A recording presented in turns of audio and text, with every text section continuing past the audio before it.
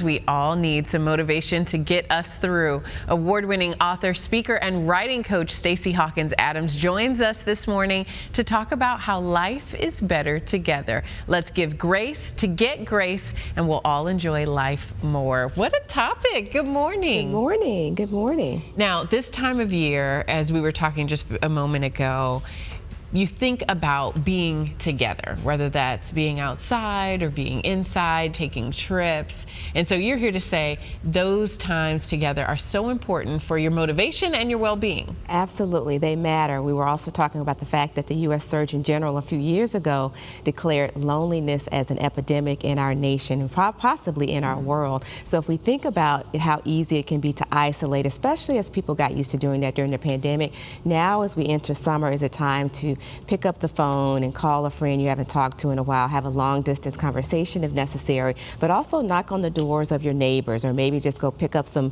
neighborhood kids and their families and do some fun things together in the community. So that's what it's about. It's about finding ways to bond with others, because that not only builds your connection with each other, it also does enhance your well-being. Yeah, absolutely. It's intentional. Yes. Or you feel better when it's intentional fun. So like you said, picking up a little something to brighten someone's day, or spending a little extra time, and really getting away from the screens that we're usually in front of all day long, and thinking about who can we connect with. Earlier this year, one of my resolutions was to connect with a different friend that I wouldn't necessarily, or a different person that I wouldn't necessarily run into on a day-to-day basis. And I actually had a friend to visit this weekend, and it does the heart so good.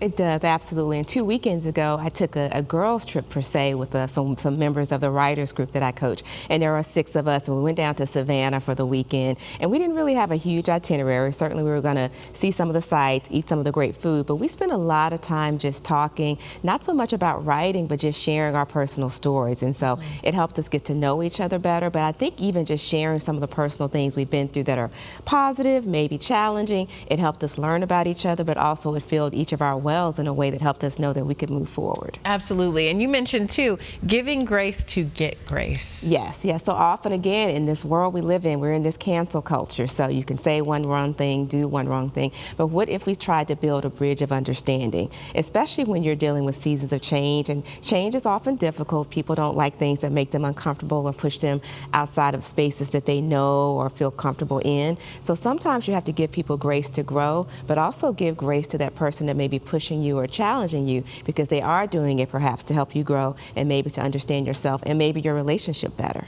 Absolutely. And when I read this on the page, giving grace and getting grace, I thought also about friends or loved ones who might be in a different stage of life. And so sometimes you got to reach out a little bit more than you usually would. I've heard so many people say, well, I reached out and they didn't get back to me, and so we just never really talked again. But to say, hey, I'm going to keep reaching out. I'm going to keep checking on you. You ran across my mind for a certain reason, and I want to make sure you're okay. And whenever you're ready, let's get together. Absolutely. I love that, because you never know what someone's story is behind the closed doors, or behind the screen, or behind the telephone. And so I actually recently said to a friend last week, she likes to go out to live music concerts, and so do I.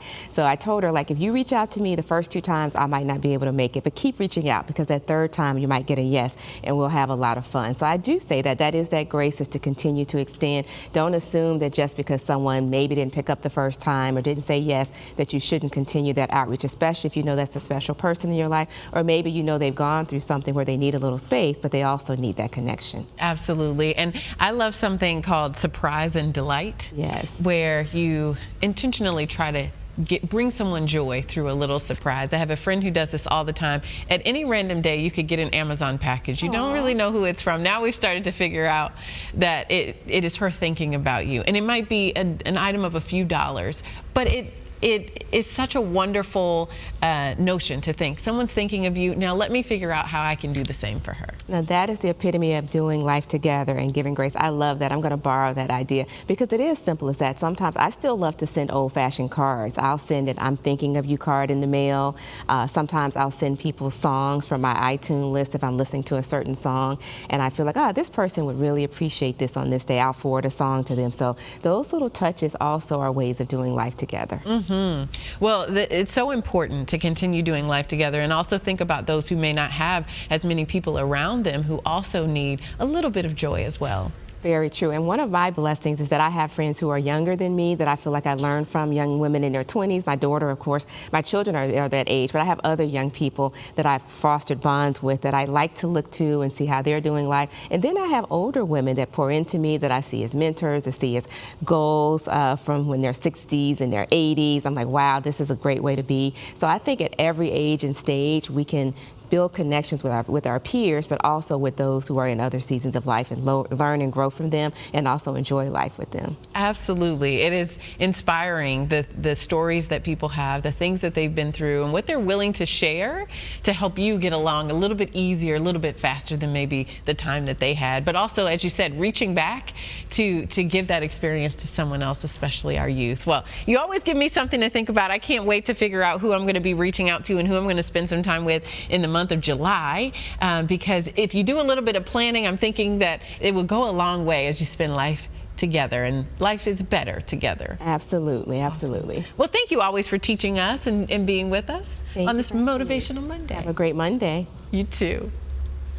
Well, if you'd like to learn more about Stacy, she sends out weekly motivational emails on Monday mornings, and if you're interested in subscribing, you can visit her website at stacyhawkinsadams.com. All right, Mr. B, on this Motivational Monday, I'm sending it over to you. All right.